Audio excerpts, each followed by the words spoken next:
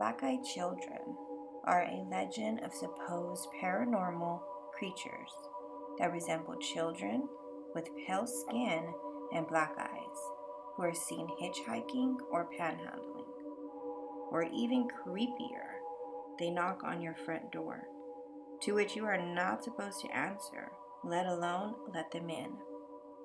Black-eyed kids are also commonly described as wearing dated clothing or dressing in a manner that is not typical of a normal child of their age. Black-eyed children always ask for something. It is always something that involves being close to you. They will ask for a ride in your vehicle or to enter your home to use your phone. Midnight caller. It almost felt like a dream. I woke up to my dog, Lucy, barking.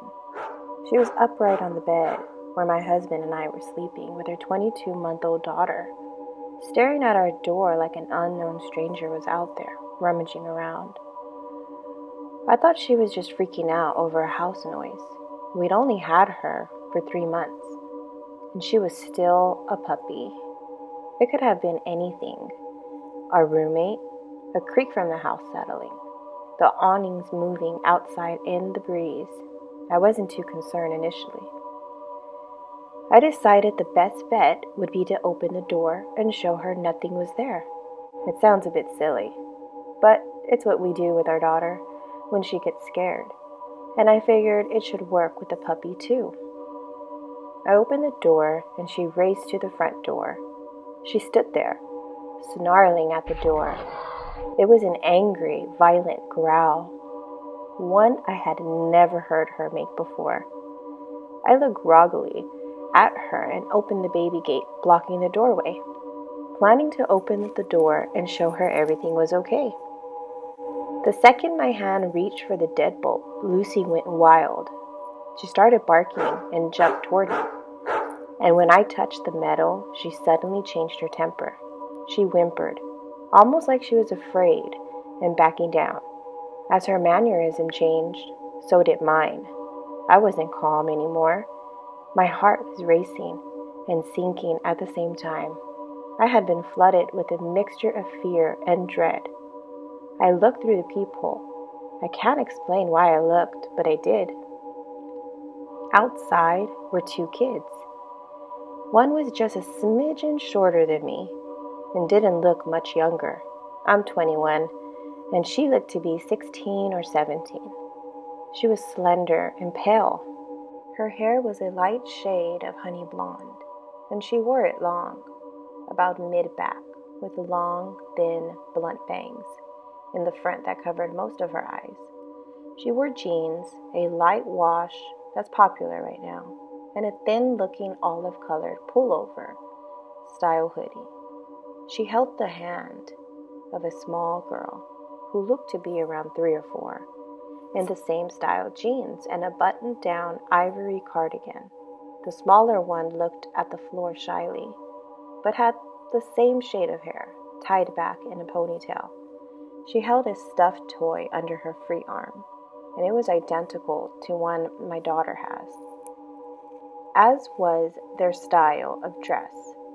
Had it not been for the feeling of overwhelming dread and fear, I probably would have asked these children in and given them some tea or hot chocolate to get them out of the bitter cold. Something about them seemed off. At this point, I hadn't made any noise. I hadn't shushed the dog or grumbled. Nothing. I hadn't turned on any lights. These kids had no indicators I was at the door. The older one spoke. She had a voice that was mature, confident, strong, and accentless. She held her head tilted downward, and I couldn't see her eyes. She said, "We have to use your phone." I stood frozen in fear. How did she know I was there? She raised her head to face me directly, and that was when I saw her eyes. There was a reason I couldn't see them through her bangs before. They were black, or midnight blue, or a dark, dark purple. She said, "Our mother is worried." As someone who has always been interested in creepy stories, I knew what she was the second she looked at me through the door. I had never been one to believe in these things. As a staunch atheist and skeptic when it comes to the paranormal, I had written off many a ghost story from my friends and family members eager to tell their tale. I didn't believe it. Still, I couldn't rationalize my way of this. I was standing with nothing but a thin wooden door between me and a black-eyed kid. There was no questioning what was right in front of me. I did not answer her.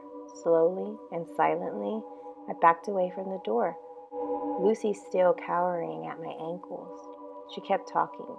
"Just let us in to use your phone." I took another step back, and with that step, the tone changed. At first, she seemed polite. When I took that second step back, she became commanding, almost hostile. "We're not going to hurt you. If we wanted to do that, we would have broken in. I'll ask again. May we come in and use your phone?" Lucy snarled at the door, and I inched backward, though something inside me seemed to be slowly pulling me back toward the door. It wasn't a physical pulling so much as a subconscious need to go back and let them in. I got to my room, covered up the window, locked the door, and sat there in the dim light of the nightlight. I heard her call me back to the door once more, and then quiet. I didn't go back to sleep that night. I haven't slept right since. I know from reading about them that BEKs can't just come in without permission. I know they haven't hurt anyone, but I still fear I'll be the exception. When I told my husband, he said it was just a dream. He keeps telling me to forget it. But this lingering feeling of sadness, this dread when the house is silent at night, this fear of a knock at the door, this tells me otherwise. No, you won't be calling anybody. The incident took place about 13 years ago. I had just moved to a new city with my wife. We were small town newlyweds from the Midwest. We moved across country to one of the biggest cities in the Southwest so I could attend graduate school. Being naive and new to the city living, I answered the door without a second thought. Never again after this. The first thing that should have tipped me off to the situation was the fact that someone was knocking at 6 in the morning. The second that should have dawned on me is this kid had to reach over a rather tall patio gate to unlatch and open it. The knock at the door was startling. My wife and I were ready for work and pretty normal routine. The moment I opened the door, I was overtaken with a sense of fear. To this day, I can picture him. Teenager, average height, average build, knee-length black leather coat, short black hair, and sunglasses. The sunglasses at 6 a.m. struck me as odd, and even more odd, he was eating an apple. He was very polite and asked if he could come in and warm up. I said no, closed the door, and split the security chain into place. A moment later, another knock. I opened the now chained door, and before I could speak, he asked again if he could come in and warm up. "No," I replied, and attempted to close the door. Before the door could shut, he put his hand out, stopping the door on its hinges. He looked directly into my eyes, still wearing his sunglasses, and said, "Can I at least get some ketchup for my apple?" "F that," I replied, a little confused. "Get the hell out of here.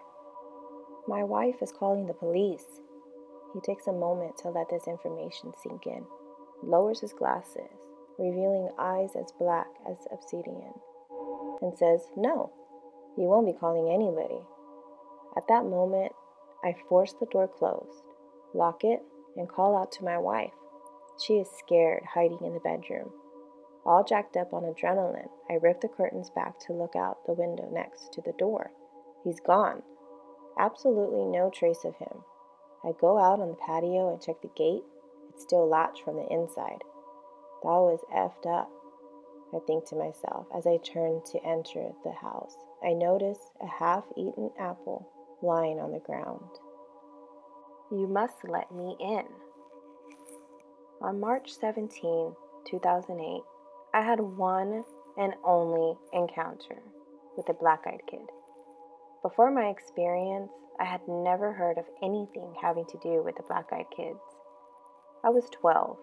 I was sitting outside of a hairdresser's in an old Chevy pickup, waiting for my mom to get her haircut. About 15 minutes had passed, and I saw some kid walking back and forth along the sidewalk in front of my parked car. At first, I thought I recognized him as one of my friends from school, so I banged on the front of the windshield until he looked my way. It was not anyone I knew. At this point, I was not scared at all. Not yet. The boy walked over to the side of my car and just stares. I think to let me get a good look at his eyes, to freak me out. Let me tell you, if you have never seen a black-eyed kid, you have no idea what to imagine. Pupils black as the night sky. And then I locked the car doors and ducked down into the space below the seats. 5 minutes later, he was gone. When my mother got into the car, she told me a boy with black eyes had came into the hairdresser's, had insisted for my mother to give him the keys to the car. She refused. Thank God she did. They're all on my balcony. Let me tell you a little about myself. I'm in my early 20s. I just moved into this apartment, and I tend to live a very private life.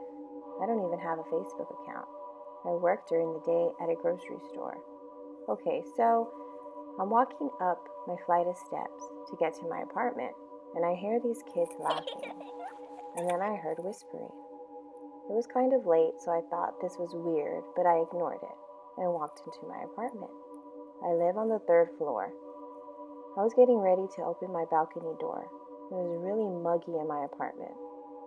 I walk over to the door and pull my blinds, and 2 kids are effing staring back at me. I screamed and backed away, smashing my leg into the table. They were both in blue jeans, and the oldest, he was taller, had on a green shirt with white stripes, and the younger had a button-up, light blue shirt. The oldest one touched the sliding door. "Hey, miss, can you just let us in?" The younger one just kept looking around. I still just stared at him. I finally was able to say, "How'd you get on my balcony?" I was walking to the door and noticed how excited the older one got. He moved closer to the entrance. "Can you let us in?" I was thinking. I unlocked the door, and when I looked up, their eyes, you guys, their eyes were black. The entire eye. I quickly locked the door and told them I had to call the police because my door was jammed and I couldn't unlock the door. So I called the police. The oldest boy pleaded with me the entire time to let them in. The police arrived about an hour ago. They came in and walked to the balcony. When they opened my balcony door, nothing was there. They looked down and saw 2 children. They were running in the parking lot away from the building. The police took a report and said they had to have had help getting up there and that they would question the neighbors. I'm freaking out. I'm crying. I don't want to stay here, but then again, I don't feel safe going outside right now.